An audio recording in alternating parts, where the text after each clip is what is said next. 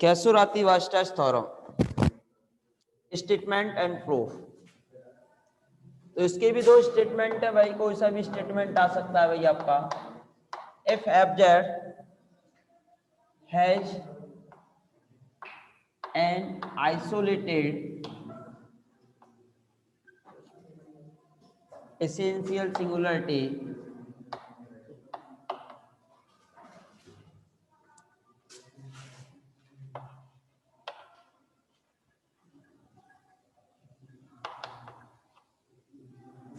at z equals to a, then fz comes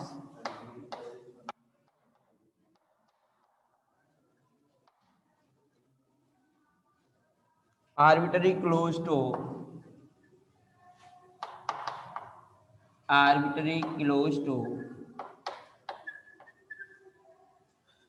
every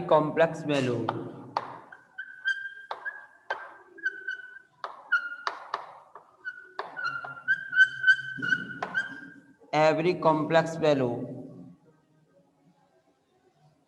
in each deleted neighborhood of a, in each deleted neighborhood of a।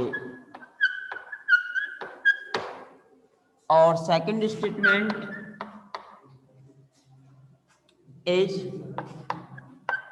if a is an isolated essential singularity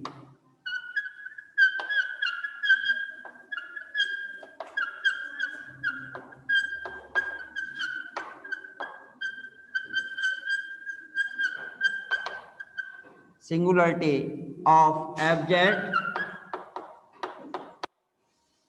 then gives any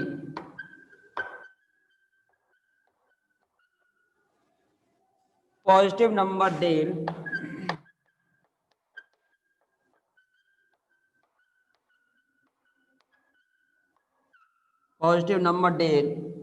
epsilon, however small, and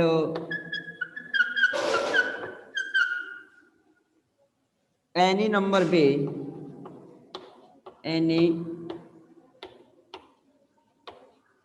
b, however large,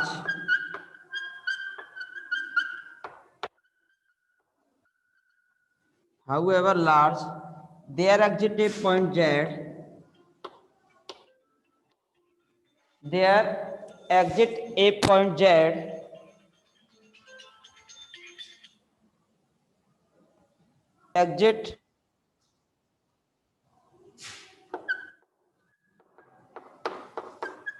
point z in the circle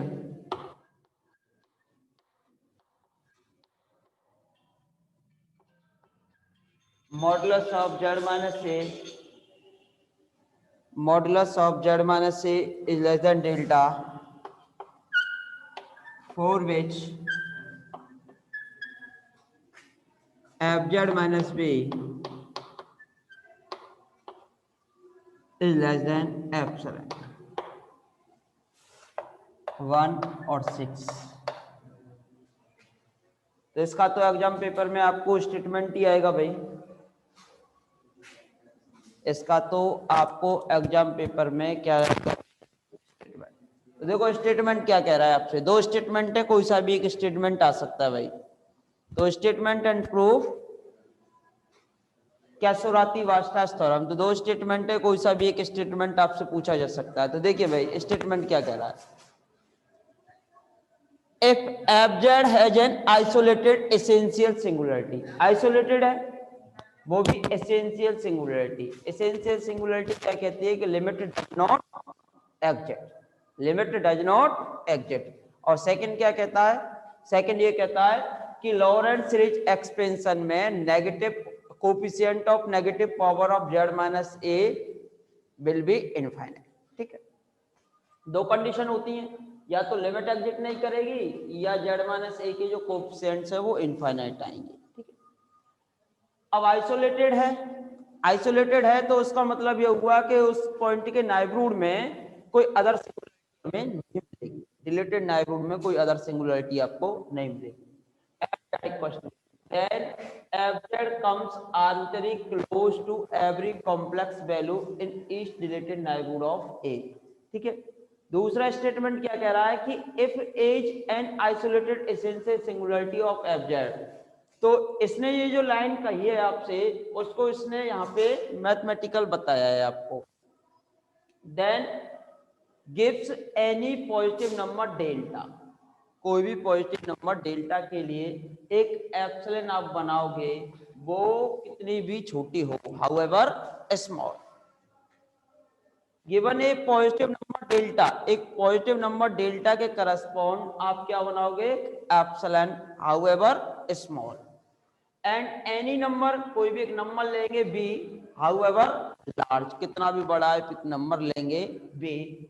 there exist a point z, वहां पे definitely एक point z होगा in such the circle, इस circle में।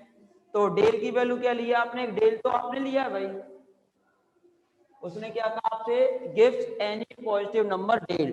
तो एक positive number del दिया हुआ है जिसका सेंटर पॉइंट ए है और रेडियस डेल्टा है। ठीक है भाई, और पॉइंट जो है जेड और ए जो है इसके अंदर ही लेना है, डेल से छोटा। फॉर विच एफ जेड और वी का जो डिफरेंस है वो किससे छोटा होगा, एप्सिलॉन से छोटा होगा। वी कैसा नंबर लिया है आपने, लार्ज।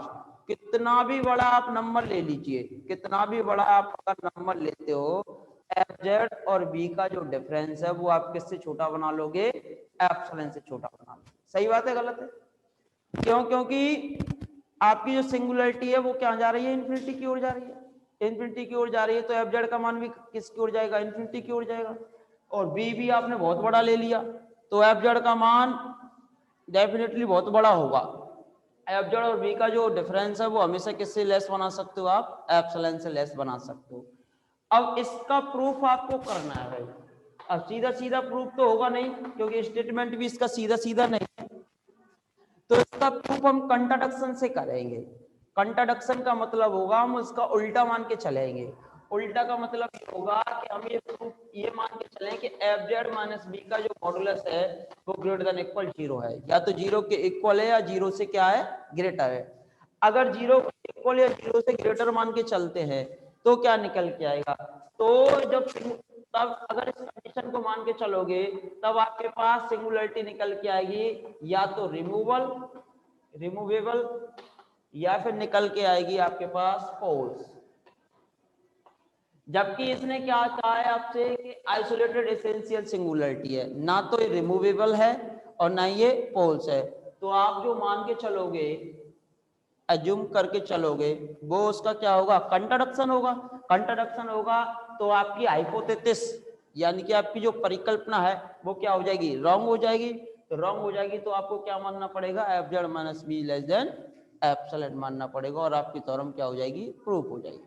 तो हम क्या कह रहे हैं, इस थ्योरम का जो प्रूफ है आप किससे करोगे, कंट्राडिक्शन से प्रूफ करोगे। कंट्राडिक्शन के लिए आप ये तो अज्यूम करके चलोगे कि f z has an isolated essential singularity and you will be assume that modulus of f z minus b is greater than equal 0, greater than equal epsilon, sorry greater than equal epsilon, ये assume करके चल रहे हो। जब epsilon assume करके चल रहे हो, in this case your singularities are comes removal or poles, but question are given that your singularity at z equals to a is isolated essential singularity which is contradiction, therefore your assumption which are modulus of fz minus b is greater than equal epsilon is wrong, therefore modulus of fz minus b is less than epsilon। ये करोगे वो भी किस कंट्रा,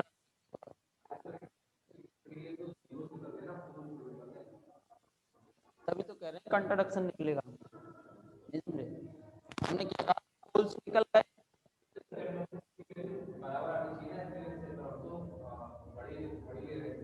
कहां से,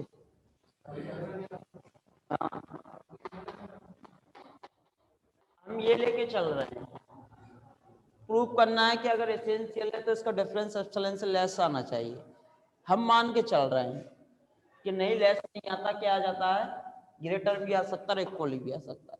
अगर greater और equal का केस अगर आप लेके चल रहे हो तो इसमें दो ही पॉसिबिलिटी करनी है अब जेड की, जेड इक्वल टू ए पे, या तो रिमूवेबल